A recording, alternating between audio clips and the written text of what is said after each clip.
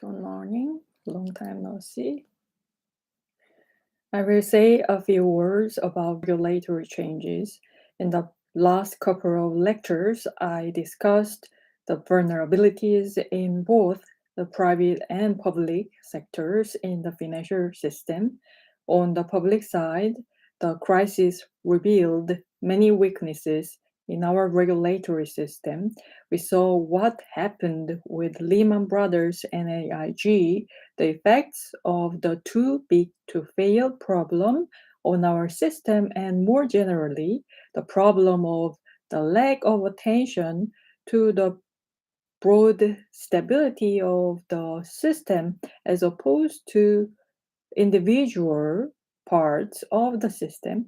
There has been a very substantial amount of financial regulatory reform in the United States since 2008, and the biggest piece of legislation is the so called Dodd-Frank Act. This legislation officially named the Wall Street Reform and Consumer Protection Act, which was passed in the summer of 2010, was a comprehensive set of financial reforms addressing many of the vulnerabilities that I discussed earlier. Now, what were these vulnerabilities?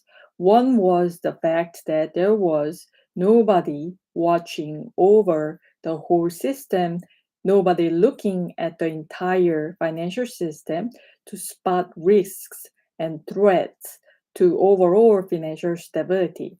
So, one of the main themes of the Dodd-Frank Act is to try to create a systemic approach where regulators look at the whole system and not just individual components of it.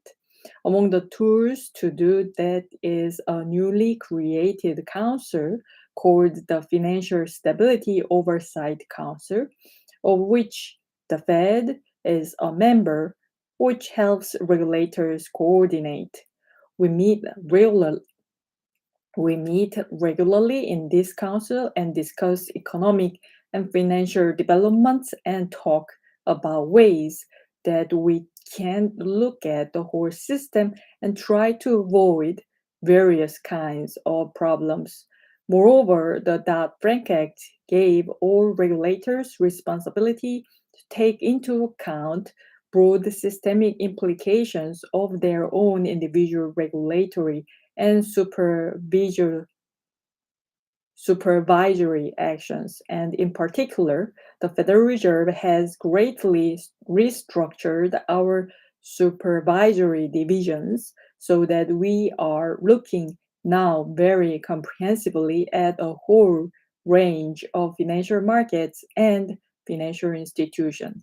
As a result, now we have a big picture that we did not have before the crisis. I mentioned in my discussion of vulnerabilities the many gaps in the financial system. There were important firms such as AIG, for example, but others as well that had no significant comprehensive oversight by any regulatory agency. The Dodd-Frank Act provides a fail-safe in that the FSOC can designate by vote any institution it views as not being adequately regulated to come under the supervision of the Federal Reserve. That process is going on now, so there will not be any more large, complex, systemically critical firms that have no oversight. Likewise, the FSA can also designate the so-called financial market utilities like a stock exchange or some other major exchange to be supervised by the Fed and other agencies. So those gaps are being closed.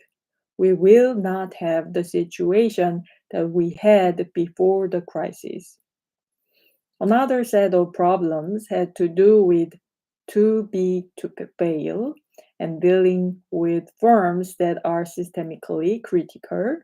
the approach to dealing with too big to fail or systemically critical institutions is two-pronged.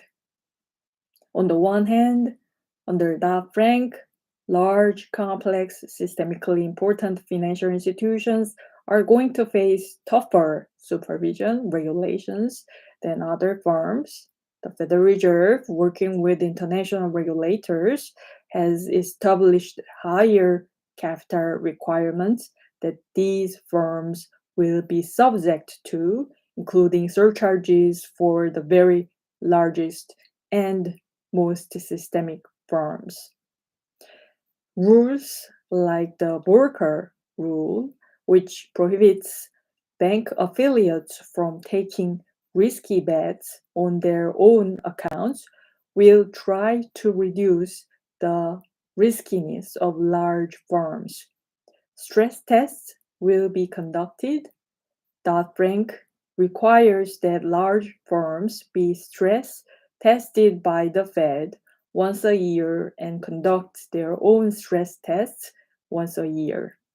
So we will be comfortable, or at least more comfortable than these these firms can withstand a major shock to the financial system. Now, one part of tackling too big to fail is to bring these large, complex firms under more stringent scrutiny. More supervision, more capital reserves, more stress tests, more restrictions on their activities. But the other side of tackling too big to fail is, well, failing. In the crisis, the Fed and the other financial agencies faced a terrible choice of either trying to prevent some large firms such as AIG from failing, which was a bad choice because it ratified too big to fail and meant that the firms were not adequately punished for the risks they took or letting them fail and potentially destabilize the whole financial system and the economy. So that is the too big to fail problem. The only way to solve that problem in the end is to make it safe for a big firm to fail. One of the main elements of the Dodd-Frank Act is what is called the Orderly Liquidation Authority, which has been given to the FDIC. The FDIC already has the authority to shut down a failing bank, and it can do that quickly and efficiently, typically over the weekend. Depositors are made whole. The FDIC's ability to do that has prevented panics and bank runs since the 1930s.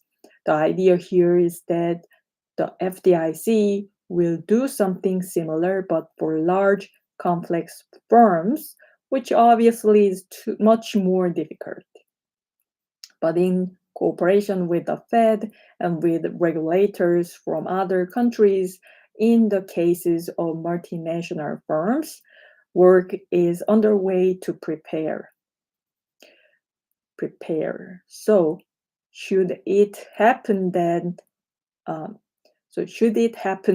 that a large firm comes to the brink of insolvency and cannot find a solution, cannot find new capital, for example, the Fed's ability to intervene the way they did in 2008 has been taken away.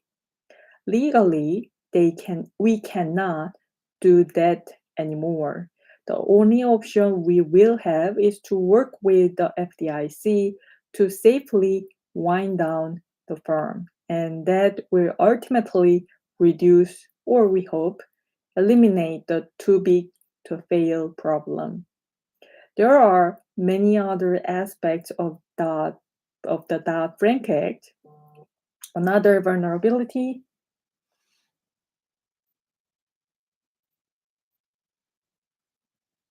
I discussed was the exotic financial instruments, derivatives, and so on that concentrated risk. There is a whole set of new rules that require more transparency about derivatives positions, standardization of derivatives, and trading of derivatives through third parties called the central counterparties. The idea here is to take derivatives and those transactions out of the shadows to make them available and visible to both the regulators and the markets to avoid a situation like we saw during the crisis. The Federal Reserve did not do as good a job as it should have in protecting consumers on the mortgage front. So the Dodd-Frank Act creates a new agency called the Consumer Financial Protection Bureau, which is meant to protect consumers in their financial dealings. And that would include things like protections on the terms of mortgages, for example. So there is a quite a variety of aspects of Dodd-Frank. It is a large and complex bill, and there has been a lot of complaining about the fact that it is large and complex. The regulators are doing their best to implement these rules in a way that will be effective and at the same time minimize the cost to the industry and to the economy. That is difficult, but it is an ongoing process. We do that through an extensive process of putting out proposed rules, gathering comments from the public, looking at those comments, making changes to the rules, and so on. It is an iterative process through which we put in place these regulatory standards. And again, it is still very much underway. Let me conclude by saying a couple of things about the future. Central banks, not just in the United States, but around the world, have been through a very difficult and dramatic period, which has required a lot of rethinking about how we manage policy and how we manage our responsibility with respect to the financial system.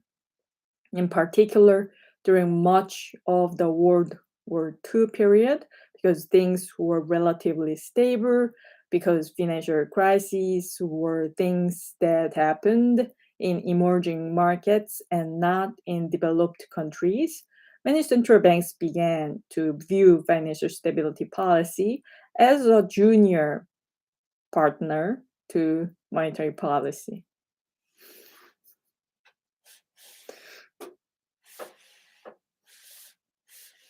Isn't this so cute? It was not considered as important. It was something to which they paid attention, but it was not something to which they devoted many resources.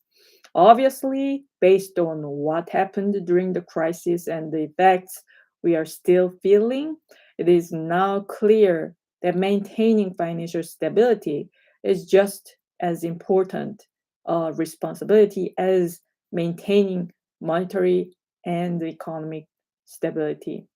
And indeed, this is a return to where the Fed came from in the beginning. Remember that the reason that the Fed was created was to try to reduce the incidence of financial panics. Financial stability was the original goal in creating the Fed. So now we have come full circle. We have come full circle. We have come full circle. Financial crisis will always be with us.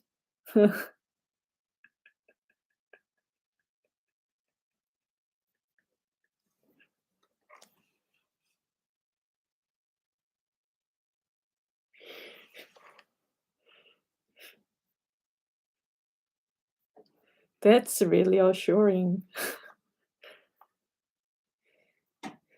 I'm kidding. Really. That's probably unavoidable. We have had a financial crisis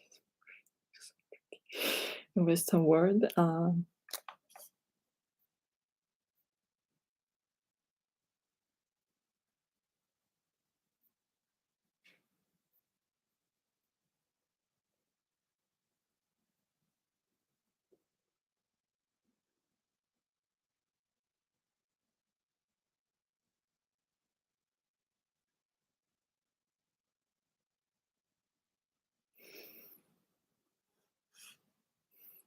I cannot read any further. This is too serious and at the same time too funny.